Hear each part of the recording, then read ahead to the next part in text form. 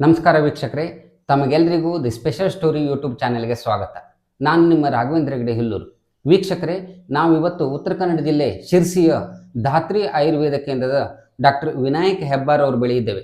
ಡಾಕ್ಟರೇ, ತಮಗೆ ಆತ್ಮೀಯವಾದ ಸ್ವಾಗತ. ಧನ್ಯವಾದ. ವೀಕ್ಷಕರೇ, ತಮಗೆಲ್ಲ ತಿಳಿದಿರುವಂತೆ ನಮ್ಮ ರಾಜ್ಯಕ್ಕೆ ಸಂಬಂಧಪಟ್ಟಂತೆ ಬೆಂಗಳೂರು ಮಾಯಾನಗರಿ. ಬಹುತೇಕರಿಗೆ ಬೆಂಗಳೂರಲ್ಲಿ ಇದ್ದೇನೆ ಅನ್ನೋದೇ ಒಂದು ಅರ್ಹತೆ ರೀತಿಯಲ್ಲೂ ಇದೆ. ಕೆಲವರಿಗೆ ತಮ್ಮ ಮಕ್ಕಳು ಬೆಂಗಳೂರಲ್ಲಿದ್ದಾರೆ ಅನ್ನೋದೇ ಒಂದು ಹೆಮ್ಮೆಯ ವಿಷಯ. ಆದರೆ ವಾಸ್ತವದಲ್ಲಿ ಆರೋಗ್ಯಕ್ಕೆ ಸಂಬಂಧಪಟ್ಟಂತೆ ಬೆಂಗಳೂರಿನ ಒಂದು ಜೀವನ ಅದರದ್ದೇ ಆದಂಥ ಕೆಲವೊಂದು ರಿಸ್ಕ್ಗಳನ್ನು ಹೊತ್ತು ತರ್ತಾ ಇದೆ ಅನ್ನೋದು ನನ್ನ ಅಭಿಪ್ರಾಯ. ಅದು ಏನು ಎತ್ತ ಅನ್ನೋದನ್ನು ಅವ್ರ ಹತ್ರ ಕೇಳಿ ತಿಳ್ಕೊಳ್ಳೋಣ. ಡಾಕ್ಟರ್, ಪ್ರಥಮವಾಗಿ ಅಲ್ಲಿಯ ಆಹಾರ, ನೀರು, ಗಾಳಿ, ಜೀವನ ಶೈಲಿ ಇವೆಲ್ಲದರ ಪರಿಣಾಮವಾಗಿ ಆರೋಗ್ಯದ ಮೇಲೆ ಯಾವ್ಯಾವ ರೀತಿಯ ದುಷ್ಪರಿಣಾಮ ಉಂಟಾಗುವ ಸಾಧ್ಯತೆ ಇದೆ ಅನ್ನೋದನ್ನು ಸ್ಟೆಪ್ ಬೈ ಸ್ಟೆಪ್ಪು ಸಂಕ್ಷಿಪ್ತವಾಗಿ ನಾವು ತಿಳ್ಕೊಳ್ಳೋಣ ಅಂತೇಳಿ.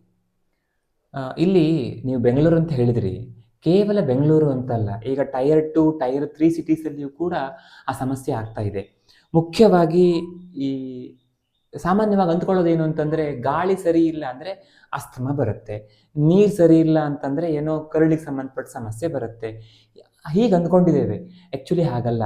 ಆಹಾರ, ನೀರು, ಗಾಳಿ, ಮಾನಸಿಕ ಒತ್ತಡ, ಜೀವನ ಶೈಲಿಯ ಕಾರಣದಿಂದಾಗಿ ದೊಡ್ಡ ದೊಡ್ಡ ಸಮಸ್ಯೆಗಳು ಅಂದರೆ ಈ ಕ್ಯಾನ್ಸರ್ ಅಂಥದ್ದು ಅಥವಾ auto immune conditions, autoimmune disease ಅಂತ ತುಂಬ ಕಷ್ಟ ಅದನ್ನು ಗುಣ ಮಾಡೋದು, ಆ ಥರದ ಸಮಸ್ಯೆಗಳು, ಜೊತೆಗೆ ಇನ್ಫರ್ಟಿಲಿಟಿ ಅಂತ ಸಮಸ್ಯೆಗಳು, ತುಂಬ ಈ ಥರ ತೊಂದರೆಗಳು ಬರ್ತಾ ಇದ್ದಾವೆ. ಮೊದಲನೇದಾಗಿ ನಾವು ಗಾಳಿಯ ಬಗ್ಗೆ ಯೋಚನೆ ಮಾಡೋದಾದರೆ, ಆ ಗಾಳಿಯಲ್ಲಿ ಇರುವ ಏನು ಏರ್ ಪೊಲ್ಯೂಷನ್ ಇಂಡೆಕ್ಸ್ ಇದೆಯಲ್ಲ, ನಮ್ಮ ದೇಶದಲ್ಲಿ ಎಲ್ಲ ಸಿಟೀಸಲ್ಲೂ, ಬೆಂಗಳೂರು ಅಂತಲ್ಲ, ದೇಶದ ಎಲ್ಲ ಸಿಟೀಸಲ್ಲೂ ಎಷ್ಟಿರಬೇಕು ಅದಕ್ಕಿಂತ ತುಂಬ ತುಂಬ ಜಾಸ್ತಿ ಇದೆ ಅದರದ್ದು ಏನು ಪೊಲ್ಯೂಷನ್ ಮಟ್ಟ. ಅಂದರೆ ಅದರಲ್ಲಿ PM10, PM 2.5 ಅಂತೆಲ್ಲ ಹೇಳ್ತಾರೆ. ಅಂದರೆ ಈ PM 2.5 ಎಲ್ಲ ಹೇಗೆ ಅಂದರೆ, ನಾವು ಉಸಿರಾಡಿದಾಗ ಕೇವಲ ಅದು ಶ್ವಾಸಕೋಶಕ್ಕೆ ಹೋಗುತ್ತೆ ಅಂತ ಅಷ್ಟೇ ಅಲ್ಲ, ಅದು ಎಲ್ಲವನ್ನ ದಾಟ್ಕೊಂಡು ರಕ್ತದಲ್ಲಿ ಕೂಡ ಸೇರ್ಕೊಳ್ಳುತ್ತೆ ಅಂತ, ಎಲ್ಲ ಈ ಕೆಮಿಕಲ್ಸ್ ಅಥವಾ ವಿಷಕಾರಿ ಅಂಶಗಳು. ಹಾಗಾಗಿ ಅದು ನಮಗೆ ಕೇವಲ ಅಸ್ತಮಾದ ಸಮಸ್ಯೆ ಅಷ್ಟೇ ಅಲ್ಲ, ರೆಸ್ಪಿರೇಟರಿಯ ಜೊತೆಗೆ ಅದು ಈ ಸರ್ಕ್ಯುಲೇಷನ್ಗೆ ಸಂಬಂಧಪಟ್ಟಿದ್ದು. ಅಂದರೆ ಗಾಳಿಯ ಕಾರಣದಿಂದಾಗಿ ನಮಗೆ ಹಾರ್ಟ್ ಅಟ್ಯಾಕ್ ಕೂಡ ಆಗ್ಬಹುದು, ಹಾರ್ಟಲ್ಲಿ ಬ್ಲಾಕೇಜಸ್ ಕೂಡ ಉಂಟಾಗಬಹುದು ಅಂತ. ಇನ್ನು ನ್ಯೂರಲಾಜಿಕಲ್ ಕಂಡೀಷನ್ಸ್ ಕೂಡ ಆಗ್ತವೆ ಭಾಳಷ್ಟು ಕೇಸಸ್ಸಲ್ಲಿ. ಈಗ ರೀಸೆಂಟ್ ಸರ್ವೇಸ್ ಎಲ್ಲ ಹೇಳೋದೇನು ಅಂತಂದರೆ, ಈ ಏರ್ ಪೊಲ್ಯೂಷನ್ನ ಕಾರಣದಿಂದಾಗಿ ಅಲ್ಝೈಮರ್ಸ್ ಕಾಯಿಲೆ ಬರ್ತಾ ಇದೆ ಅಂತ, ಅಂದರೆ ಮರೆವಿನ ಕಾಯಿಲೆ. ಅವರಿಗೆ ಅಂಗಡಿಗೆ ಹೋಗಲಿಕ್ಕೆ ದಾರಿ ಗೊತ್ತಾಗತ್ತೆ, ವಾಪಸ್ ಬರುವಾಗ ಮನೆ ದಾರಿ ಎಲ್ಲಿ ಅಂತ ಗೊತ್ತಾಗಲ್ಲ, ಅಷ್ಟರ ಮಟ್ಟಿಗೆ ಹಾಳಾಗ್ತಾ ಇದೆ ಅಂತ. ನಿನ್ನೆಯಷ್ಟೇ ಒಂದು ಹೊಸ ರಿಸರ್ಚ್ ಇದು ಬಂದಿದೆ. ಏನಂದರೆ, ನಮ್ಮ ದೇಶದಲ್ಲಿ 30 ವಯಸ್ಸು ದಾಟ್ತಾ ಇದ್ದಾಗೆ ಮೆಮೊರಿ ಪವರ್ ತುಂಬ ಕಡಿಮೆ ಆಗ್ತಿದೆ ಎಲ್ಲರದು ಅಂತ. ಅದಕ್ಕೆ ಭಾಳಷ್ಟು ಕಾರಣಗಳಲ್ಲಿ ಗಾಳಿ ಕೂಡ ಒಂದು ಕಾರಣ. ಹಾಗಾಗಿ ಈ ಗಾಳಿ ವಿಷಯದಲ್ಲಿ ನಾವೇನು ಮಾಡ್ಬೋದು? ಈಗ ಕೆಲಸ ಮಾಡೋದು ಅನಿವಾರ್ಯ, ಬೆಂಗಳೂರಲ್ಲಿ ಇರಬೇಕಾದ ಅನಿವಾರ್ಯ. ಯಾರಿಗೋ ವರ್ಕ್ ಫ್ರಮ್ ಹೋಮ್ ಸಿಗ್ಬೋದು, ಅವರು ಹಳ್ಳಿಯಲ್ಲಿ ಕೆಲಸ ಮಾಡ್ಬೋದು. ಆದರೆ ಅಲ್ಲಿಯೇ ಇದ್ದು ಕೆಲಸ ಮಾಡಲೇಬೇಕಾದ ಅನಿವಾರ್ಯತೆ ಇರುವವರು ಏನು ಮಾಡಬೇಕು? ಒಂದಿಷ್ಟು ವಿಧಾನಗಳನ್ನು ನಾವು ಫಾಲೋ ಮಾಡ್ಬೋದು. ಮೊದಲನೇದಾಗಿ, ಸ್ವಲ್ಪ ಹಸಿರಿರುವ ಜಾಗದಲ್ಲಿ ನಾವು ಹೋಗಿ ಪಾರ್ಕ್ಗೆ ಹೋಗಿ ಕೂತ್ಕೊಂಡು ನಿತ್ಯ ಒಂದು ಮುಕ್ಕಾಲು ಗಂಟೆ ಪ್ರಾಣಾಯಾಮ ಮಾಡೋದು. ಅದರಿಂದಾಗಿ ಒಂದಿಷ್ಟು ಕಲ್ಮಶಗಳನ್ನು ನಾವು ಕಳ್ಕೊಳ್ಳಿಕ್ಕೆ ಸಾಧ್ಯ ಇದೆ. ಎರಡನೇದು, ಸಾಧ್ಯ ಆದರೆ ಅಂದರೆ ಎಸ್ಪೆಷಲಿ ಈಗ ಸುಮಾರು ಒಂದು 5 ಗಂಟೆ ಹೊತ್ತಿಗೆ, ಸಂಜೆ ಬೆಳಗ್ಗೆ 10 ಗಂಟೆ ಹೊತ್ತಿಗೆ ತುಂಬ ಟ್ರಾಫಿಕಲ್ಲಿ ನಾವು ಹೋಗಬೇಕಾಗಿದೆ, ಬೈಕ್ ತಗೊಂಡು ಅಥವಾ ಕಾರಲ್ಲಿ ವಿಂಡೋ ಡೌನ್ ಮಾಡಿಕೊಂಡು ಹೋಗ್ತಾರೆ ಅಂತ ಆದರೆ, ಆ ಏರ್ ಪೊಲ್ಯೂಷನ್ ಸಿಕ್ಕಾಪಟ್ಟೆ ಜಾಸ್ತಿ ಇರುವ ಟೈಮಲ್ಲಾದರೂ N95 ಮಾಸ್ಕ್ ಹಾಕ್ಕೊಳ್ಬೋದು. ಮಾಮೂಲಿ ಮಾಸ್ಕ್ ಹಾಕ್ಕೊಂಡ್ರೆ ಏನು ಪ್ರಯೋಜನ ಆಗೋದಿಲ್ಲ, ಯಾಕೆಂದರೆ ಈ PM 2.5 ಎಲ್ಲ ಆರಾಮಾಗಿ ಅದನ್ನು ನುಸುಳ್ಕೊಂಡು ಒಳಗೆ ಹೋಗ್ತವೆ. ಹಾಗಾಗಿ ಆ ಥರ ಪ್ರಯತ್ನ ಮಾಡಬಹುದು. ಇನ್ನು ಸಾಧ್ಯ ಆದರೆ ವರ್ಷಕ್ಕೆ 1 ಸಾರಿ ಅಥವಾ ಕನಿಷ್ಠ 2 ವರ್ಷಕ್ಕೆ 1 ಸಾರಿ ಆದರೂ ಪಂಚಕರ್ಮ ಚಿಕಿತ್ಸೆಗಳು, ವಮನ, ವಿರೇಚನ, ನಸ್ಯ, ಬಸ್ತಿ, ಈ ಥರ ಚಿಕಿತ್ಸೆಗಳನ್ನು ಮಾಡಿಸ್ಕೊಳ್ಳೋದ್ರಿಂದ ಕೂಡ ದೇಹವನ್ನು ಶುದ್ಧವಾಗಿ ಇಟ್ಕೊಳ್ಳಿಕ್ಕೆ ಸಾಧ್ಯ. ಅಂದರೆ ಈ ವಮನ ವಿರೇಚನದಿಂದ ಕೇವಲ ಹೊಟ್ಟೆ ಶುದ್ಧ ಮಾಡೋದಲ್ಲ, ದೇಹದ ಕಣಕಣವೂ ಶುದ್ಧಿ ಆಗುತ್ತೆ. ಹಾಗೆ ಈ ಥರ ಯೋಚನೆಗಳನ್ನು ಮಾಡಿಕೊಳ್ಬಹುದು. ಮತ್ತು ಯಾರಿಗೆ ಸಾಧ್ಯತೆ ಇದೆಯೋ ಅಂಥವರು ಸಾಧ್ಯವಾದಷ್ಟು ಸಿಟಿ ಸೆಂಟರ್ ಬಿಟ್ಟು ಸ್ವಲ್ಪ ದೂರದಲ್ಲಿ ಗಿಡ ಮರಗಳಿರುವ ಜಾಗದಲ್ಲಿ ಮನೆ ಮಾಡಿಕೊಂಡ್ರೆ ಈ ಏರ್ ಪೊಲ್ಯೂಷನಿಂದ ಕಡಿಮೆ ಕಾಪಾಡ್ಕೊಳ್ಳಿಕ್ಕೆ ಸಾಧ್ಯ ಇದೆ ಅಂತ. ಇದು ಒಂದಾಯಿತು. ಈಗ ಗಾಳಿ ಆಯಿತು, ಇನ್ನು ಆಹಾರ ಮತ್ತು ನೀರಿನ ವಿಷಯಕ್ಕೆ ಬರುವುದಿದ್ರೆ? ಇನ್ನು ನೀರಿನ ವಿಷಯಕ್ಕೆ ಬರೋದಿದ್ರೆ, ನೀರು ಅವರ ಸ್ವಂತ ಬಾವಿಯನ್ನು ತೋಡ್ಕೊಂಡು ಅದನ್ನು ಬಳಕೆ ಮಾಡ್ಕೊಳ್ಳಿಕ್ಕೆ ಆಗಲ್ಲ. ಮಾಡಿಕೊಂಡ್ರೂ ಕೂಡ ಬೋರ್ವೆಲ್ ನೀರು ಕೂಡ ಕಲುಷಿತ ಆಗಿದೆ ಅನ್ನೋ ಇದನ್ನು ರಿಪೋರ್ಟ್ಸನ್ನು ನಾನು ಕೇಳಿದ್ದೆ. ಅಂದರೆ ಅಷ್ಟರ ಮಟ್ಟಿಗೆ, ಅಷ್ಟು ಆಳಕ್ಕೆ ಬೆಂಗಳೂರಿನಂತಹ ಸಿಟೀಸಲ್ಲಿ ಗಲೀಜು ಹೋಗಿ ಸೇರ್ಕೊಂಡಿದೆ ಅಂತ. ಹಾಗಾಗಿ ಅವರಿಗೆ ಬರುವ ಮುನ್ಸಿಪಾಲಿಟಿ ನೀರು ಸಿಕ್ಕಾಪಟ್ಟೆ ಕೆಟ್ಟದ್ದು ಅನ್ಲಿಕ್ಕೆ ಒಂದು ಸಣ್ಣ ಉದಾಹರಣೆ ಹೇಳಬೇಕು ಅಂದರೆ, ಸುಮಾರು 8-10 ವರ್ಷಗಳ ಹಿಂದೆ ಯಾರೋ ಒಬ್ಬರು ಆ ಜಲಮಂಡಳಿಯೋ ಏನೋ ಹೇಳ್ತಾರಲ್ಲ, ಅದರಲ್ಲಿ ಕೆಲಸ ಮಾಡ್ತಿರೋರು ಒಬ್ರು ಮಾಡಿದವರು, ಅಂದ್ರೆ ಅವರು 8-10 ವರ್ಷಗಳ ಹಿಂದೆ ರಿಟೈರ್ಡ್ ಆದವರು ಅಡ್ಮಿಟ್ ಆಗಿದ್ರು. ಅವ್ರು ಮಾತಾಡ್ತಾ ಏನು ಹೇಳಿದ್ರು ಅಂತಂದ್ರೆ, ಇಲ್ಲಿ ಬೆಂಗಳೂರಿನ ನೀರನ್ನ ನಾವು ಟೆಸ್ಟಿಗೆ ಕಳಿಸಿದಾಗ ಆಗಲೇ, ಅಂದ್ರೆ ಸುಮಾರು ಒಂದು 20 ವರ್ಷಗಳ ಹಿಂದೆ ಅದು, ಆಗಲೇ ಮನುಷ್ಯ ಕುಡಿಲಿಕ್ಕೆ ಯೋಗ್ಯವಾಗಿಲ್ಲ ಅನ್ನೋ ರಿಪೋರ್ಟ್ ಬಂದಿತ್ತು. ಆದ್ರೆ ನಮಗೆ ಪೊಲಿಟಿಕಲ್ ಪ್ರೆಷರ್ ಕಾರಣದಿಂದ ನಾವು ಅದನ್ನ ಡಿಸ್ಕ್ಲೋಸ್ ಮಾಡ್ಲಿಲ್ಲ ಅಂತ. ಸೊ ಹೀಗಿರುವಾಗ ಈಗ ಎಷ್ಟು ಕೆಟ್ಟದಿರ್ಬೋದು ಯೋಚನೆ ಮಾಡ್ಬೋದು. ಹಾಗಾಗಿ ಏನ್ ಮಾಡ್ಬೇಕು ಅಂದ್ರೆ, ಆ ನೀರಿನಲ್ಲಿ ಒಂದು ಬ್ಯಾಕ್ಟೀರಿಯಾ, ವೈರಸ್ ಇಂಥದ್ದು ಕೆಟ್ಟದ್ದಿದ್ರೆ ಅದರಿಂದ ನಮಗೆ ರೋಗ ಬರುತ್ತೆ ಅನ್ನೋದು ಒಂದು. ಅದನ್ನ ಇವರು ಬೇರೆ ಬೇರೆ ಟ್ರೀಟ್ಮೆಂಟ್ಗಳ ಮೂಲಕ ಅದನ್ನ ಕೊಲ್ತಾರೆ. ಆದ್ರೆ ಅದರಲ್ಲಿರುವಂತ heavy metals, especially lead, arsenic, mercury, ಇಂಥದನ್ನು ಏನು ಮಾಡ್ತೀರಿ, ಅದನ್ನು ತೆಗಿಲಿಕ್ಕೆ ಆಗೋದಿಲ್ಲ. ಹಾಗಾಗಿ ಬೆಂಗಳೂರಿನಲ್ಲಿ ಅಂಥ ನೀರನ್ನು ಬಳಕೆ ಮಾಡೋರಿಗೆ RO ಅನಿವಾರ್ಯ. ನಾವು ಭಾಳಷ್ಟು ಬಾರಿ ಹೇಳ್ತೇವೆ, RO ನೀರು ಬೇಡ, ನೀವು ಮನೆಯಲ್ಲಿ ಚೆನ್ನಾಗಿದ್ದರೆ ಶುದ್ಧವಾದ ನೀರು ಹಾಗೆ ತಗೊಳ್ಳಿ ಅಂತ. ಬಟ್ RO ನೀರಿನ ಬಗ್ಗೆ ಕೆಲವೊಂದು ಕಂಪ್ಲೇಂಟ್ಸ್ ಇದೆ. ಎಸ್ಪೆಷಲಿ ಬೇಕಾದಂಥ ನ್ಯೂಟ್ರಿಯೆಂಟ್ಸನ್ನು ತೆಗೆದುಬಿಡ್ತದೆ ಅನ್ನೋದು ಒಂದು. ಮತ್ತು ಅದರಿಂದ ಬರುವಂಥ ನೀರು ಸ್ವಲ್ಪ ಆ್ಯಸಿಡಿಕ್ ಇರುತ್ತೆ, ಅಲ್ಕಲೈನ್ ವಾಟರ್ ಆಗಿರೋದಿಲ್ಲ ಅಂತ. ಅವ್ರು ಏನು ಮಾಡ್ಬೋದು ಅಂತಂದರೆ, RO ನೀರನ್ನು, ಬೆಂಗಳೂರಿನಂಥ ಪ್ಲೇಸಲ್ಲಿ ಇರುವಂಥವ್ರು ಆ RO ನೀರನ್ನು ಮಡಿಕೆಯಲ್ಲಿ ಇಟ್ಟು ಒಂದು 10-12 ತಾಸು ಮಡಿಕೆಯಲ್ಲಿ ಇಟ್ಟು ನಂತರ ಅದನ್ನು ಬಳಕೆ ಮಾಡ್ಬೋದು. ಈ ಥರ ಮಾಡೋದ್ರಿಂದ ಸ್ವಲ್ಪ ಹೆಲ್ಪ್ ಆಗುತ್ತೆ. ಅಥವಾ ಆ RO ನೀರಿಗೆ ಒಂದು ಸ್ವಲ್ಪ ಸಾಂಬಾರು ಪದಾರ್ಥಗಳು, ಅಂದರೆ ಎಸ್ಪೆಷಲಿ ಅರಿಶಿನ, ಒಂದು ಎಲೆ ತುಳಸಿ, ಹೀಟ್ ಆಗುತ್ತೆ ಅನ್ನುವಂಥವ್ರು ಒಂಚೂರು ಲಾವಂಚದ ಬೇರುಗಳು ಹಾಕಿ ಚೆನ್ನಾಗಿ ಕುದಿಸಿ ಆ ನೀರನ್ನೇ ಇಡೀ ದಿನ ಬಳಕೆ ಮಾಡೋದು, ಹಾಗೆ ಮಾಡ್ಬೋದು. ಲಾವಂಚದ ಬೇರನ್ನು ಹಾಕಿ ನೀರನ್ನು ಬಳಕೆ ಮಾಡಿದರೆ ಇಡೀ ದಿನ ತಂಪಾಗಿರ್ಲಿಕ್ಕೆ ಅನುಕೂಲ ಆಗುತ್ತೆ. ಅಂದರೆ ಅದರ ಪರಿಮಳವೂ ಚಂದ, ದೇಹಕ್ಕೆ ತಂಪನ್ನು ಕೊಡುತ್ತೆ. ಈ ಸುಗಂಧಿ ಬೇರು ಅಥವಾ ಹಾಲು ಬಳ್ಳಿ ಬೇರು ಅಥವಾ ಸೊಗದೆ ಬೇರು ಅಂತ ಹೇಳ್ತಾರೆ, ಬೆಂಗಳೂರಿನವರಿಗೆ ಇದು ಗ್ರಂಥಿಗೆ ಅಂಗಡಿಗಳಲ್ಲಿ ಆರಾಮಾಗಿ ಸಿಗುತ್ತೆ. ಅರಿಶಿನ ಸಿಗುತ್ತೆ, ಲಾವಂಚ ಸಿಗುತ್ತೆ, ಮತ್ತು ಸ್ವಲ್ಪ ಈ ಜೀರಿಗೆ ಮತ್ತು ಧನಿಯಾ ಇಂಥದನ್ನು ಹಾಕ್ಕೊಳ್ಬೋದು. ಸೊಗದೆ ಬೇರು ಕೂಡ ಸಿಗುತ್ತೆ. ಇಂಥವುಗಳನ್ನು ಹಾಕಿ ಸ್ವಸ್ವದ ಪ್ರಮಾಣದಲ್ಲಿ ಹಾಕಿ ಚೆನ್ನಾಗಿ ಕುದಿಸಿ ಆ ನೀರನ್ನು ಮನೆ ಮಂದಿಯೆಲ್ಲ ಇಡೀ ದಿನ ಬಳಕೆ ಯೂಸ್ ಮಾಡಿದರೆ ತುಂಬ ಹೆಲ್ಪ್ ಆಗುತ್ತೆ. ಯಾಕೆ ಹೇಳ್ತಾ ಇದ್ದೇನೆ ಅಂತಂದರೆ, ಈ ಲೆಡ್, ಆರ್ಸೆನಿಕ್, ಮರ್ಕ್ಯುರಿ ಇಂಥವೆಲ್ಲ ಹೆವಿ ಮೆಟಲ್ಸ್ ಇಡೀ ದೇಹದ ವೆರಿ ಇಂಪಾರ್ಟೆಂಟ್ ಆರ್ಗನ್ಸ್, ಅಂದರೆ ಬ್ರೈನ್, ಲಿವರ್, ಕಿಡ್ನಿ ಇಂಥವುಗಳನ್ನು ಹಾಳು ಮಾಡಿ ಹಾಕ್ತವೆ. ಹಾಗಾಗಿ ಅದ್ರ ಹೇಳ್ತಾ ಹೋದರೆ ಅದು ಎಷ್ಟು ಕೆಟ್ಟದಾಗಿ ನಮ್ಮ ದೇಹದನ್ನ ಹಾಳು ಮಾಡ್ತವೆ ಅಂತ ಹೇಳ್ತಾ ಹೋದರೆ ಮುಗಿಯೋದಿಲ್ಲ. ಅದು ತಿಳುವಳಿಕೆ ಇರಲಿ. ಹಾಗಾಗಿ RO ನೀರನ್ನು ಉಪಯೋಗಿಸಲೇಬೇಕು. ಸೊ ಇನ್ನು ಆಹಾರದ ವಿಷಯಕ್ಕೆ ಬರೋದಿದ್ರೆ, ಆಹಾರದ ವಿಷಯಕ್ಕೆ ಬರೋದಿದ್ರೆ, ನಾವು ಎಷ್ಟೇ ಅಂಗಡಿಗಳಿಂದ ಯಾವುದರಿಂದ ತಂದರೂ ಕೂಡ ಆಲ್ರೆಡಿ ಅದು ವಿಷಪೂರಿತವಾಗಿದೆ. ಸಾಧ್ಯ ಆಗ್ತದೆ ಅಂತ ಆದರೆ ಟೆರೇಸ್ ಗಾರ್ಡನಿಂಗ್ ಮಾಡಿಕೊಂಡು ಒಂದಿಷ್ಟಾದರೂ ನಾವು ಬೆಳ್ಕೊಳ್ಳಿ ಪ್ರಯತ್ನ ಮಾಡೋದು ಒಂದು. ಎರಡನೇದು, ಅದರಲ್ಲಿ ಇರುವಂಥ ಹೆವಿ ಮೆಟಲ್ಸ್ ಮತ್ತು ಕ್ರಿಮಿನಾಶಕಗಳು, ಇವುಗಳ ಕಾರಣದಿಂದಾಗಿ ದೇಹದಲ್ಲಿ ಸಿಕ್ಕಾಪಟ್ಟೆ ವ್ಯತ್ಯಾಸ ಆಗುತ್ತೆ. ಒಂದು ಉದಾಹರಣೆ ಕೊಡ್ತೇನೆ. ನಮ್ಮ ದೇಹದಲ್ಲಿ, ಅಂದರೆ ಎಸ್ಪೆಷಲಿ ಲೇಡೀಸ್ ದೇಹದಲ್ಲಿ, ಮಹಿಳೆಯರ ದೇಹದಲ್ಲಿ ಈ ಈಸ್ಟ್ರೋಜನ್ ಹಾರ್ಮೋನ್ ಸೆಕ್ರೆಟ್ ಆಗ್ತಾ ಇರುತ್ತೆ. ಅದು ಒಂದು ಮೆನ್ಸ್ಟ್ರಲ್ ಸೈಕಲಲ್ಲಿ ಅದು ಕೆಲವೊಮ್ಮೆ ಏರಿಳಿತಗಳಿರ್ತವೆ. ಆದರೆ ಈ ಕ್ರಿಮಿನಾಶಕ ಇರುವಂತಹ ಆಹಾರ ಪದಾರ್ಥಗಳನ್ನು ಬಳಕೆ ಮಾಡಿದಾಗ ಅಥವಾ ಪ್ಲಾಸ್ಟಿಕ್ನಲ್ಲಿ ಇಟ್ಟಿರುವಂಥ ಲಿಕ್ವಿಡ್ಸನ್ನು ಬಳಕೆ ಮಾಡಿದಾಗ ಅದರಲ್ಲಿ ಇರುವಂಥ ಕೆಲವು ಕೆಮಿಕಲ್ಸ್ ಹೇಗೆ ಮಾಡ್ತವೆ ಅಂತಂದರೆ, ಈಸ್ಟ್ರೋಜನ್ನ ಮಿಮಿಕ್ ಮಾಡ್ತವೆ. ಈಸ್ಟ್ರೋಜನ್ ಥರ ಕಾಣ್ತದೆ ದೇಹಕ್ಕೆ. ಸೊ ಆ ದೇಹ ಈಸ್ಟ್ರೋಜನ್ ಥರ ಅದು ನಮಗೆ ದೇಹಕ್ಕೆ ಕಾಣೋ ಕಾರಣದಿಂದಾಗಿ PCOD, ಇನ್ಫರ್ಟಿಲಿಟಿ ಇಂಥದೆಲ್ಲ ಬರುತ್ತೆ. ಗಂಡಸರಲ್ಲಿ ಹಾರ್ಮೋನಲ್ ಡಿಸ್ಟರ್ಬೆನ್ಸ್ ಆಗಿ ಅವರ ಪುರುಷತ್ವಕ್ಕೆ ಸಮಸ್ಯೆ ಆಗೋ ಚಾನ್ಸಸ್ ಇರುತ್ತೆ. ಹಾಗಾಗಿ ಆದಷ್ಟು ನಾವು ಇದ್ರ ಬಗ್ಗೆ ಯೋಚನೆ ಮಾಡಬೇಕು ಅಂತ. ಸೊ ಮನೆಗೆ ತಂದು ತರಕಾರಿಗಳನ್ನು ಅದನ್ನು ಚೆನ್ನಾಗಿ ಬೇಕಿಂಗ್ ಸೋಡಾ, ಉಪ್ಪು ಎಲ್ಲ ಹಾಕಿ ನೆನೆಸಿಟ್ಟು ಅದನ್ನು ತೊಳೆದು, ಬೇಕಾದ್ರೆ ಬಿಸಿನೀರಲ್ಲಿ ತೊಳೆದು, ಈ ಥರ ಎಲ್ಲ ಸಾಹಸ ಮಾಡಬೇಕು. ಏನು ಮಾಡಿದರೂ ಪೂರ್ತಿಯಾಗಿ ತೆಗಿಲಿಕ್ಕೆ ಸಾಧ್ಯ ಇಲ್ಲ. ಸಿಪ್ಪೆ ತೆಗಿಬೋದು, ಅದೆಲ್ಲ ಮಾಡಿ ಸ್ವಲ್ಪ ಮಟ್ಟಿಗೆ ಕಡಿಮೆ ಮಾಡ್ಕೊಳ್ಬೋದು. ಇನ್ನೊಂದು ಆಹಾರದ ವಿಷಯದಲ್ಲಿ ತುಂಬ ಇಂಪಾರ್ಟೆಂಟಾಗಿ ಹೇಳಬೇಕು ಅಂತಂದರೆ, ಹೊರಗಡೆಯ ಆಹಾರವನ್ನು ಸೇವನೆ ಮಾಡೋದು. ಈಗ ಮನೆಗೆ ತರುವ ಫುಡ್ಡಲ್ಲಿ ವಿಷ ಇದೆ ಅಂತ ಯೋಚನೆ ಮಾಡೋದು ಸೆಕೆಂಡರಿ. ಹೊರಗಡೆ ಫುಡ್ ತಿನ್ನೋದಿದೆಯಲ್ಲ, ಇದು ತುಂಬ ತುಂಬ ಕೆಟ್ಟದ್ದು. ಅದೊಂಥರ ಫ್ಯಾಷನ್ ಆಗಿದೆ. ಪ್ರತಿ ವೀಕೆಂಡಲ್ಲಿ ಹೋಗಿ ತಿನ್ನಬೇಕು. ಅಥವಾ ಮನಸ್ಸಿಗೆ ಬಂದಾಗೆಲ್ಲ ಅಡುಗೆ ಮಾಡ್ಲಿಕ್ಕೆ ಬೇಜಾರಾದಾಗೆಲ್ಲ ಹೋಗಿ ತಿನ್ನಬೇಕು ಅಂತ. ಬಟ್ ಇದು ತುಂಬ ಪಾಯ್ಸನಸ್. ಯಾಕೆ ಅಂದರೆ ಒಂದು ಸಣ್ಣ ಉದಾಹರಣೆ ಹೇಳಬೇಕು ಅಂದರೆ, ಒಂದು ರಿಸರ್ಚ್ ಮಾಡಿದರು. ಕರಳಲ್ಲಿ ಇರುವಂಥ ಬ್ಯಾಕ್ಟೀರಿಯಾ ಹೇಗೆ ಕೆಲಸ ಮಾಡುತ್ತೆ ಅಂತ ನೋಡಲಿಕ್ಕೆ ಇಲಿಗಳಿಗೆ, ಪ್ರಯೋಗಾಲಯದಲ್ಲಿ ಇಲಿಗಳಿಗೆ ಟೇಸ್ಟ್ ಬಡ್ಸನ್ನು ಪೂರ್ತಿ ನಾಶ ಮಾಡಿದರು. ಅಂದರೆ ಅವಕ್ಕೆ ಮಣ್ಣು ತಿಂದರೂ ಒಂದೇ, ನೀವು ಗುಲಾಬ್ ಜಾಮೂನ್ ಕೊಟ್ಟರು ಒಂದೇ, ಯಾವ ಟೇಸ್ಟು ಗೊತ್ತಾಗೋದಿಲ್ಲ. ಕೋವಿಡ್ ಟೈಮಲ್ಲಿ ಕೆಲವರಿಗೆ ಆಗಿತ್ತಲ್ಲ ಆ ಥರ ಮಾಡಿದ ನಂತರ ಅವು ಒಂದಿಷ್ಟು ಇಲಿಗಳಿಗೆ ಬ್ರಾಕೋಲಿ ಕೊಟ್ಟರು, ಅಂದರೆ ಹೆಲ್ದಿ ಫುಡ್ ಕೊಟ್ಟರು. ಇನ್ನಷ್ಟು ಇಲಿಗಳಿಗೆ ಕೆಟ್ಟ ಫುಡ್, ಜಂಕ್ ಫುಡ್ ಕೊಟ್ಟರು. ಆಮೇಲೆ 2 ಇಲಿಗಳಿಗೂ ಟೇಸ್ಟ್ ಒಂದೇ, ಹೌದಾ?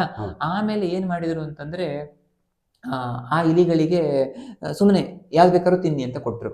ಆಗ ಆ ಇಲಿಗಳು ಎಸ್ಪೆಷಲಿ ಯಾವುದು ಇದನ್ನು ತಿಂದಿದ್ವೋ ಅವುಗಳು ಎಷ್ಟು ದಿನ ಆದರೂ ಕೂಡ ಇದನ್ನು ತಿನ್ಲಿಕ್ಕೆ ಒಪ್ಪಲಿಲ್ಲ ಅಂತ. ಯಾವುದನ್ನು? ಹೆಲ್ದಿ ಫುಡ್ಡನ್ನು ಮೊದಲು ತಿಂದಿದ್ದಂಥ ಇಲಿಗಳು ಅನ್ಹೆಲ್ದಿಯನ್ನು ತಿನ್ಲಿಕ್ಕೆ ಶುರು ಮಾಡಿದ್ವು. ಅರ್ಥ ಆಯ್ತಾ ನಿಮ್ಗೆ ಹೇಳ್ತಿರೋದು? ಅಂದ್ರೆ ಹೊಟ್ಟೆ ಒಳಗಡೆ ಕೆಟ್ಟ ಬ್ಯಾಕ್ಟೀರಿಯಾ ಡೆವಲಪ್ ಆಗುತ್ತೆ. ಆ ಕೆಟ್ಟ ಬ್ಯಾಕ್ಟೀರಿಯಾ ಜಂಕ್ ಫುಡ್ಡಿಂದ, ಕೆಟ್ಟ ಫುಡ್ಡಿಂದ ಡೆವಲಪ್ ಆಗಿದ್ದು ಕೆಟ್ಟ ಫುಡ್ಡನ್ನೇ ಆಯ್ಕೆ ಮಾಡ್ಕೊಳ್ಳುತ್ತೆ. ಅಂದರೆ ಮತ್ತೆ ಅದನ್ನೇ ತಿನ್ನಬೇಕು ಅಂತ ಅನ್ಸುತ್ತೆ. ಹಾಗಾಗಿ ವೆರಿ ವೆರಿ ವೆರಿ ರೇರ್ಲಿ ನಾವು ಔಟ್ಸೈಡ್ ಫುಡ್ಡನ್ನು ಸೇವನೆ ಮಾಡಬೇಕು ಅಂತ. ಅಂದರೆ ಈ ಬ್ಯಾಕ್ಟೀರಿಯಾಗಳೇ ನಮ್ಮ ಇಡೀ ದೇಹವನ್ನ, ನಮ್ಮ ಮನಸ್ಥಿತಿಯನ್ನ ಡಿಸೈಡ್ ಮಾಡುವಂಥವು. ಅದಕ್ಕೆ ಗಟ್ ಬ್ರೈನ್ ಆಕ್ಸಿಸ್ ಅಂತ ಹೇಳೋದು. ಸೊ ನಾವು ಊಟ ಮಾಡುವಾಗ ತುಂಬ ಯೋಚನೆ ಮಾಡಬೇಕು. ಅದಕ್ಕೆ ನಮ್ಮ ಹಿರಿಯರು ಊಟ ಅಂದರೆ ಯಜ್ಞ ಅಂತ ಹೇಳಿತ್ತು ಅಂತ. ಅಲ್ಲಿ ಪವಿತ್ರವಾದದ್ದು ಮಾತ್ರ ಇರಬೇಕು, ಕೆಟ್ಟ ಫುಡ್ಡನ್ನು ಸೇವನೆ ಮಾಡೋದಲ್ಲ.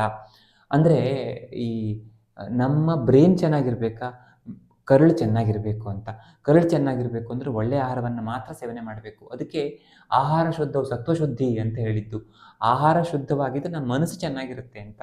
ಸೊ ಪ್ರತಿಯೊಂದು ದೇಹದ ಪ್ರತಿ ಜೀವಕೋಶಕ್ಕೂ ಒಳ್ಳೆಯ ಆಹಾರ ಬೇಕು. ತುಂಬ ಜನ ಯೋಚನೆ ಮಾಡೋದೇನು ಅಂತಂದರೆ, ಅವನಿಗೆ ಔಟ್ಸೈಡ್ ಫುಡ್ ತಿಂದರೆ ಆ್ಯಸಿಡಿಟಿ ಆಗುತ್ತೆ, ಅವನಿಗೆ ಲೂಸ್ ಮೋಷನ್ ಆಗುತ್ತೆ, ಅವನಿಗೆ ಅಲರ್ಜಿ ಆಗುತ್ತೆ, ನನಗೇನು ತೊಂದರೆ ಇಲ್ಲ, ನನಗೇನು ಆರಾಮಾಗಿ ತಿಂತೇನೆ ಅಂತ. ಖಂಡಿತ ಹಾಗಿಲ್ಲ. ಇವತ್ತು ಅವನಿಗೆ ಅಲರ್ಜಿ ಆಗ್ತಾ ಇದೆ, ಅವನಿಗೆ ಲೂಸ್ ಮೋಷನ್ ಆಗ್ತಾ ಇದೆ, ಅವನಿಗೆ ಆ್ಯಸಿಡಿಟಿ ಆಗ್ತಾ ಇದೆ. ನನಗೆ ಏನೂ ಆಗದೇನೆ 5-6 ವರ್ಷಗಳ ನಂತರ ಕ್ಯಾನ್ಸರ್ ಬರ್ಬೋದು. ಹಾಗಾಗಿ ಸ್ವಲ್ಪ ತುಂಬ ಕೇರ್ಫುಲ್ ಆಗಿರಬೇಕು ಈ ವಿಷಯದಲ್ಲಿ, ಆಹಾರದ ವಿಷಯದಲ್ಲಿ, ಮನೆಯಲ್ಲೇ ಮಾಡ್ಕೊಳ್ಬೇಕು ಅಂತ. ಸೊ ಇನ್ನು ಸಹಜವಾಗಿ ಮಾನಸಿಕ ಒತ್ತಡ ಅಲ್ಲಿಯ ಡಾಕ್ಟರ್ BM ಹೆಗ್ಡೆ ಅವರು ತುಂಬ ಚೆನ್ನಾಗಿ ಹೇಳ್ತಾರೆ. ಏನಂದರೆ, ಈ ಕಾಡು ಮನುಷ್ಯನಿಗೆ ಹುಲಿ ಕಂಡಿತು, ಎದುರಿಗೆ ಹುಲಿ ಕಂಡಿತು ಅಂದರೆ ಅವನಿಗೆ ಈ ನಮ್ಮ ದೇಹದಲ್ಲಿ 2 ಥರ ನರ್ವ್ಸ್ ಇವೆ. ಒಂದು ಸಿಂಪೆಥೆಟಿಕ್ ಅಂತ, ಇನ್ನೊಂದು ಪ್ಯಾರಾಸಿಂಪೆಥೆಟಿಕ್ ಅಂತ. ಈ ಸಿಂಪೆಥೆಟಿಕ್ ನರ್ವ್ಸ್ ಹೇಗೆ ಅಂದರೆ ಫೈಟ್ ಆ್ಯಂಡ್ ಫ್ಲೈಟಿಗೆ, ಅಂದರೆ ನೀವು ನನಗೆ ಹೊಡೆದಾಡ್ಲಿಕ್ಕೆ ಬಂದಿದ್ದೀರಿ, ನಾನು ಹೊಡೆದಾಡೋ ಶಕ್ತಿಯನ್ನು ಇಮಿಡಿಯೇಟ್ಲಿ ಕೊಡಬೇಕು. ಅಥವಾ ನನಗೆ ಏನೋ ಒಂದು ಹಾವು ಕಾಣಿಸಿದೆ, ನಾನು ಓಡ್ ಹೋಗಬೇಕು, ಹುಲಿ ಕಾಣಿಸಿದೆ ಓಡ್ ಹೋಗಬೇಕು, ಅದಕ್ಕೆ ಶಕ್ತಿ ಬೇಕಲ್ಲ, ಅದನ್ನು ನೋಡ್ಕೊಳ್ಳುವಂಥದ್ದು. ಅದು ಟ್ರಿಗರ್ ಆದರೆ ಅದು ಮಾಡುತ್ತೆ. ಪ್ಯಾರಾಸಿಂಪೆಥೆಟಿಕ್ ಆಗಲ್ಲ. ನಾವು ಕೂಲಾಗಿ ಆರಾಮಾಗಿ ಸಮಾಧಾನದಲ್ಲಿರಲಿಕ್ಕೆ, ಡೈಜೆಸ್ಟ್ ಮಾಡಲಿಕ್ಕೆ, ನಿದ್ದೆ ಮಾಡಲಿಕ್ಕೆ, ಇದಕ್ಕೆಲ್ಲ ನಮ್ಮ ಇಮ್ಯುನಿಟಿ ಸರಿಯಾಗಿರಲಿಕ್ಕೆ ಎಲ್ಲ ಹೆಲ್ಪ್ ಮಾಡುವಂಥದ್ದು. ಆದರೆ ಮೊದಲು ಹೇಗಿತ್ತು ಅಂತಂದರೆ, ಹುಲಿ ಕಂಡಾಗ, ಹಾವು ಕಂಡಾಗ ಅವನಿಗೆ ಫೈಟ್ ಮಾಡಲಿಕ್ಕೆ ಅಥವಾ ಓಡ್ ಹೋಗಲಿಕ್ಕೆ ಪ್ಯಾರಾಸಿಂಪೆಥೆಟಿಕ್ ನರ್ವ್ಸ್ ಆ್ಯಕ್ಟಿವ್ ಆಗಿ ಮಾಡ್ತಿದ್ದು. ಆದರೆ ಇವತ್ತು ನಮ್ಮ ಪರಿಸ್ಥಿತಿ ಹೇಗಾಗಿದೆ ಅಂದರೆ, ನಮಗೆ ಇಡೀ ದಿವಸ ಅದು ಆ್ಯಕ್ಟಿವ್ ಆಗಿರುತ್ತೆ ಅಂತ. ಅದರಿಂದಾಗಿ ಅದು ಸಹಜವಾಗಿ ಆಗ BP ಹೆಚ್ಚಾಗಬೇಕು. ಯಾಕೆಂದರೆ ನಮಗೆ ಓಡಲಿಕ್ಕೆ ತಾಕತ್ತು ಬರಬೇಕು, ಶುಗರ್ ಹೆಚ್ಚಾಗಬೇಕು ದೇಹದಲ್ಲಿ. ಇದು ಅಂದರೆ ಅಕ್ಯುಮುಲೇಟೆಡ್ ಆಗಿರುವಂಥ ಶುಗರ್ ಸಡನ್ನಾಗಿ ಇದಕ್ಕೆಲ್ಲ ರಿಲೀಸ್ ಆಗುತ್ತೆ ಬ್ಲಡ್ ಇದಕ್ಕೆ. ಯಾಕೆಂದರೆ ಇಮ್ಮಿಡಿಯೇಟ್ ಎನರ್ಜಿ ಬೇಕು ಅನ್ನೋ ಕಾರಣಕ್ಕೆ, ಆ ಎನರ್ಜಿ ಹೆಚ್ಚಾಗಬೇಕು ಅಂತ. ಬಟ್ ಇಲ್ಲಿ ಏನಾಗಿದೆ ಅಂತಂದರೆ, ಇಡೀ ದಿನ ನಾವು ಮೊಬೈಲ್ ಕಾರಣದಿಂದನೋ, ಬಾಸ್ ಕಾರಣದಿಂದನೋ, ಹೆಂಡತಿ ಕಾರಣದಿಂದನೋ, ಇನ್ಯಾವ್ಯಾವುದೋ ಕಾರಣಗಳಿಂದಾಗಿ ಇಡೀ ದಿನ ಬೇರೆ ಯೋಚನೆಗಳನ್ನು ಮಾಡ್ತಿರೋ ಕಾರಣದಿಂದಾಗಿ, ನಾನು ಇಲ್ಲೇನೋ ಕೆಲಸ ಮಾಡ್ತಿರುವಾಗ ಬೇರೆ ಯೋಚನೆ ಮಾಡೋ ಕಾರಣದಿಂದಾಗಿ ಏನಾಗುತ್ತೆ, ಈ ಸಿಂಪೆಥೆಟಿಕ್ ಪಾತ್ವೇ ಯಾವತ್ತೂ ಆಕ್ಟಿವೇಟ್ ಆಗಿರುತ್ತೆ ಅಂತ. ಆ ಥರ ಆಕ್ಟಿವೇಟ್ ಆಗಿರುವಾಗ ನಿಧಾನವಾಗಿ ನಮಗೆ ಎಲ್ಲ ಸಮಸ್ಯೆಗಳು ಬರ್ತವೆ. BP ಬಂತು, ಶುಗರ್ ಬಂತು, ಕ್ಯಾನ್ಸರ್ ಬಂತು, ಒಬೆಸಿಟಿ ಬಂತು, ಕೊಲೆಸ್ಟ್ರಾಲ್ ಜಾಸ್ತಿ ಆಯಿತು. ಭಾಳಷ್ಟು ಜನರಿಗೆ ಹಾಗೆ ಆಗುತ್ತೆ. ನಾನು ಎಲ್ಲ ಡಯಟ್ ಸರಿ ಮಾಡಿ ಹೇಳ್ಕೊಟ್ರು ಕೂಡ ಟ್ರೈಗ್ಲಿಸರೈಡ್ ಕಡಿಮೆನೇ ಆಗೋದಿಲ್ಲ. ಕಾರಣ ಸ್ಟ್ರೆಸ್. ಅದೇ ನೀವು ಸ್ಟ್ರೆಸ್ ಕಡಿಮೆ ಮಾಡಿಕೊಂಡ್ರೆ ಅವರು ಟ್ರೈಗ್ಲಿಸರೈಡ್ ಅಥವಾ ಕೊಲೆಸ್ಟ್ರಾಲ್ ಲೆವೆಲ್ ತುಂಬ ಚೆನ್ನಾಗಿ ಕಂಟ್ರೋಲಿಗೆ ಬರುತ್ತೆ. ಹಾಗಾಗಿ ಇದೆಲ್ಲದಕ್ಕೂ ಮೂಲ ಕಾರಣ ಸ್ಟ್ರೆಸ್ ಆಗ್ತಿದೆ ಅಂತ. ಯಾವ ಸಮಸ್ಯೆಯನ್ನು ನೋಡಿದರೂ ಕೂಡ ಸ್ಟ್ರೆಸ್ ಮೇನ್ ಕಾಸ್ ಆಗ್ತಾ ಇದೆ. ಅದರಲ್ಲೂ ಇವತ್ತಿನ ಬಹಳಷ್ಟು ರೋಗಿಗಳಲ್ಲಿ, ಅಂದರೆ ನಮ್ಮ ಹತ್ರ ಪೇಷಂಟ್ಸ್ ಬರೋರಲ್ಲಿ 100ರಲ್ಲಿ 80 ಜನರಿಗೆ ಸ್ಟ್ರೆಸ್ ಕಾರಣ ಅನ್ನೋ ಥರ ಆಗಿದೆ.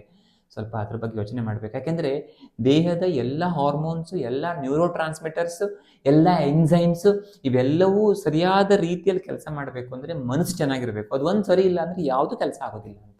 ಹಾಗಾಗಿ ಅದಕ್ಕೇನು ಮಾಡಬೇಕು ಅಂತ ನೀವು ಕೇಳಿದರೆ, ಒಂದು ದಿನಕ್ಕೊಂದು ಅರ್ಧ ಮುಕ್ಕಾಲು ಗಂಟೆ ನಮ್ಮ ಸಲುವಾಗಿ ನಾವು ಕೊಡಬೇಕು ಅಂತ. ಪ್ರಾಣಾಯಾಮ, ಅಟ್ಲೀಸ್ಟ್ ಒಂದು 10-15 ನಿಮಿಷ ಧ್ಯಾನ ಮಾಡಬೇಕು ಅಂದರೆ ಮತ್ತೇನು ಮಾಡಬೇಕಾದ ಅವಶ್ಯಕತೆ ಇಲ್ಲ. ಆರಾಮಾಗಿ ಕುಳಿತುಕೊಂಡು ನಮ್ಮ ಉಸಿರನ್ನು ಗಮನಿಸಿದರೆ ಸಾಕು. ಪ್ರಾರಂಭದಲ್ಲಿ 1 ನಿಮಿಷದ 60 ಸೆಕೆಂಡಲ್ಲಿ 58 ಸೆಕೆಂಡ್ ನಾವು ಬೇರೆದನ್ನೇ ಯೋಚನೆ ಮಾಡ್ತಾ ಇರ್ತೇವೆ, ಉಸಿರಿನ ಮೇಲೆ ಗಮನ ಇರೋದಿಲ್ಲ. ಹೋಗ್ತಾ ಹೋಗ್ತಾ ಹೋಗ್ತಾ ಉಸಿರಿನ ಮೇಲೆಯೇ ಗಮನ ಜಾಸ್ತಿ ಆಗ್ತಾ ಹೋಗುತ್ತೆ, ಥಾಟ್ಸ್ ಕಡಿಮೆ ಆಗ್ತಾ ಹೋಗುತ್ತೆ.